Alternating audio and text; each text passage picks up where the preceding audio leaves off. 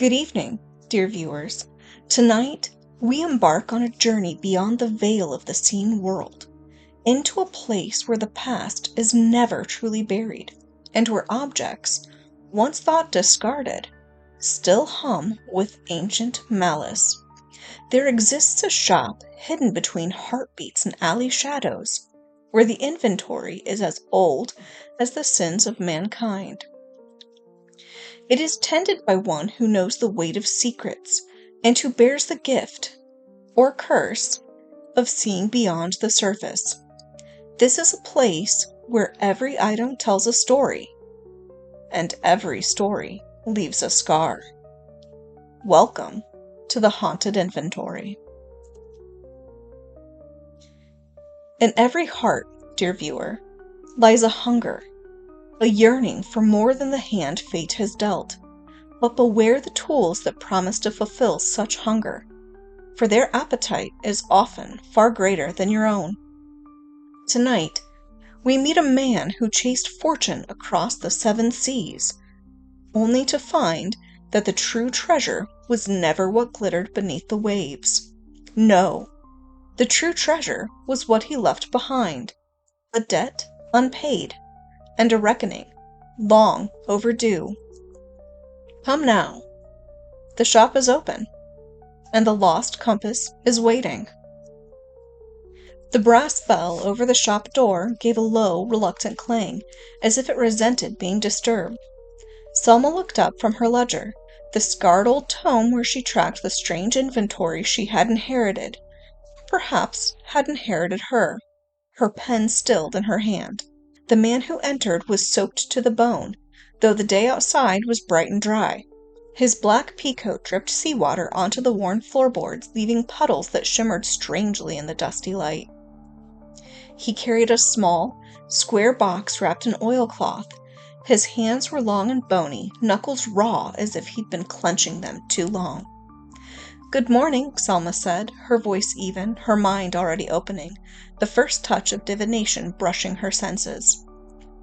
He nodded once, a stiff gesture.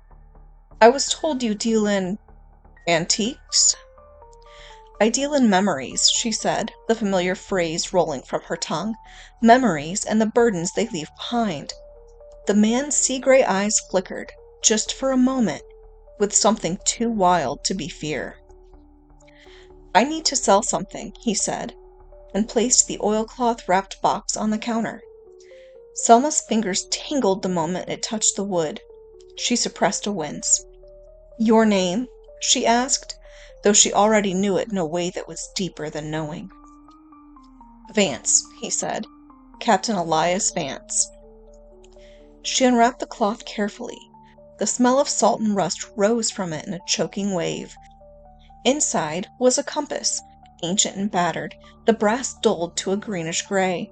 Its needle spun lazily in circles, not pointing north or south, but elsewhere. Selma's sight sharpened. She caught flashes, a tall ship broken on jagged rocks, men screaming in the surf, gold gleaming in hidden coves, and betrayal, thick and cloying. "This is no ordinary compass," she said softly. "No," Vance rasped. "It finds what you most desire, for a price." "And what is your desire, Captain?" He hesitated. In that breathless space, the shadows of the shop seemed to lean closer, listening. "Redemption," he whispered. The compass spun faster, humming faintly now, the sound pitched just beyond human hearing. Selma swallowed. Redemption was a dangerous thing to seek. It demanded sacrifices not all were willing to make. The bell rang again, but no one had entered. The room chilled. Selma saw them then, figures seeping from the puddles Vance had left. Translucent men, their faces twisted in agony, seaweed tangled in their hair. His crew. "You left them to drown," she said, her voice low and steady. Vance turned, horror writ across his face. "I had to. There wasn't enough for all of us. The gold would have been lost." You chose gold over blood, Selma said, the words falling like stones.